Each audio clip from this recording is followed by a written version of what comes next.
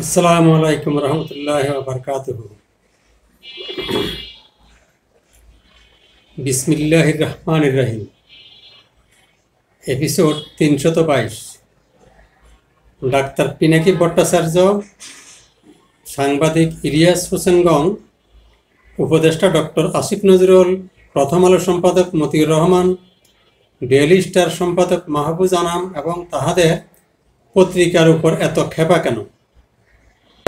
S আলমদের বহু পূর্ব হতে শেখ হাসিনার অপকর্ম পরিচালনার প্রধান অর্থ যোগানদাতা ছিল ইস্টার্ন হাউজিংয়ের মালিক মঞ্জুরুল ইসলাম। 2011 সাল থেকে যুক্ত হয় বসুন্ধরা গ্রুপ, কিন্তু মঞ্জুরুল ইসলাম নানান কারণে নানান ঝামেলায় ব্যস্ত থাকার কারণে শেখ হাসিনা শেখ রেহানার সাথে সম্পর্কের প্রতিযোগিতায় বসুন্ধরার শাহ আলমদের সাথে কুলিয়ে উঠতে পারেনি। বিএনপির আন্দোলন সামলানোর অর্থ জোগাতে গিয়ে শেখ হাসিনা দরবেশ এস আলমদের অর্থ যোগানদাতা হিসেবে যোগ করে। ডাক্তার পিনাকি ভট্টাচার্য, ইলিয়াস হোসেন গংদের তো এসব অজানা থাকার প্রশ্নই আসে না, কারণ হাসিনার এসব অলিগার্কদের সম্পর্কে তো আল জাজিরা, আমেরিকান টাইমস, ভারতের মিডিয়া সহ ভারত, পাকিস্তান, বাংলাদেশ সহ বিশ্বের শত শত কোটি লোক জানে। এটা তো আর গোপন কিছু না। আগে বসুন্ধরার শাহ আলমদের বিরুদ্ধে ডাক্তার পিনাকি ভট্টাচার্য, ইলিয়াস হোসেন গংদের ইলিয়াস হোসেনরা বিশুদ্ধার করলেও ইদানিং বসুন্ধরার সাথে একই সুরে ডক্টর আসিফ নজরুল, প্রথম আলো সম্পাদক মতিউর রহমান গংদের বিরুদ্ধে অত্যন্ত নিম্নমানের বিরোধিতা করা ডাক্তার পিনাকি ভট্টাচার্য, ইলিয়াস হোসেন গংদের যায় না বলে আমি মনে করি। ডাক্তার পিনাকি ভট্টাচার্যদের ব্যক্তিত্বের সাথে বেমানান কার্যকলাপের কারণ অনেক কিছু হতে পারে। ডাক্তার পিনাকি ভট্টাচার্য গং আওয়ামী লীগের বিরোধিতা করতে গিয়ে প্রত্যক্ষ পরোক্ষভাবে বিএনপির সমর্থক। এটা দোষের কিছু নয়। আমার ধারণা মতে অনেক কারণের মধ্যে কয়েকটি কারণ হতে পারে এরূপ। যেমন, প্রথম আলো পত্রিকায় 10 মে 2024 তারিখ আসিফ নজরুল একটি কলাম লিখেছিলেন, যার শিরোনাম হচ্ছে ফুটন্ত কড়াই নাকি জ্বলন্ত উনুন। এখানে আওয়ামী লীগকে ফুটন্ত কড়াই, বিএনপিকে জ্বলন্ত উনুনের সাথে তুলনা করা হয়েছে।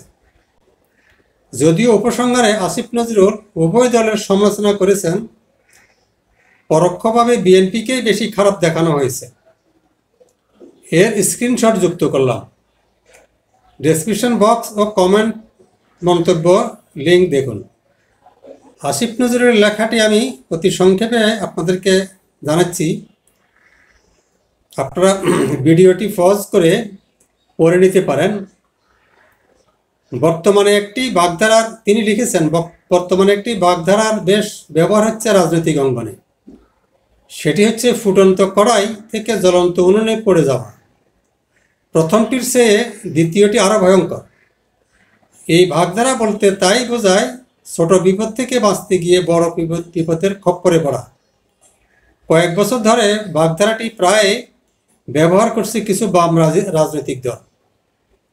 তারা কড়াই বলতে আওয়ামী লীগকে, উনুন বলতে বিএনপিকে বোঝায়। কাজেই তাদের বক্তব্য হচ্ছে, বিএনপির সঙ্গে আন্দোলন করে তাদের ক্ষমতায় বসালে সমস্যা আরও বাড়বে। এটি না করার চিন্তা থেকে তারা প্রয়োজনে জনগণের ভোটাধিকার আন্দোলনকে দুর্বল ও বিচ্ছিন্ন করতে রাজি আছে। এমনকি রাজি আছে বর্তমান একচ্ছত্র শাসন ব্যবস্থা এবং এর নানা অন্যায় ও অনিয়ম সব মেনে নিতেও। এখন আবার মূল প্রসঙ্গে আসি। 13, 14 বা 15 বছর পূর্বে প্রথম আলো, ডেইলি স্টার কর্তৃপক্ষের সাথে বসুন্ধরার শাহ আলমদের ভীষণ বিরোধ চলে। উভয় পক্ষই তাদের নিজেদের পত্রিকায় একে অপরের বিরুদ্ধে লিখে। তবে বসুন্ধরার শাহ আলমদের ভাষা ছিল ভীষণ বাজে। এই বিরোধেরও অনেকগুলো কারণ ছিল। তার মধ্যে প্রধান একটি হচ্ছে, বন্যা প্রবাহ এলাকা ও সরকারি খাসসহ বসুন্ধরার শাহ আলমরা অবৈধভাবে কয়েক হাজার একর ভূমি ভরাট বিক্রি করে ফেলে, যা বহুবার প্রথম আলো ও ডেইলি স্টার সংবাদ প্রকাশ করে। এর স্ক্রিনশট যুক্ত করলাম। এভাবে ত্রিভুজ চতুর্ভুজ শত্রুতার বলি হচ্ছেন ডক্টর আসিফ নজরুল। ডাক্তার পিনাকি ভট্টাচার্য ইলিয়াসগঞ্জ বসুন্ধরা শাহ আলমদের সাথে সুর মিলালো কেন, এটা রহস্যজনক। 2011 সালের পর শেখ হাসিনার দুর্দমনীয় হয়ে ওঠার পিছনে প্রধান ভূমিকা পালন করে বসুন্ধরা শাহ আলমগঞ্জ। এখন প্রথম আলো পত্রিকার স্ক্রিনশট এবং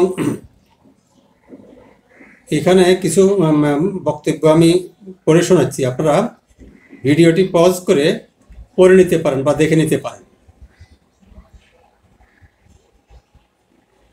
প্রথম আলো 10 জানুয়ারি 2012, শিরোনাম হচ্ছে হাইকোর্টের রুল, রাজুকের মামলা নেয়নি থানা।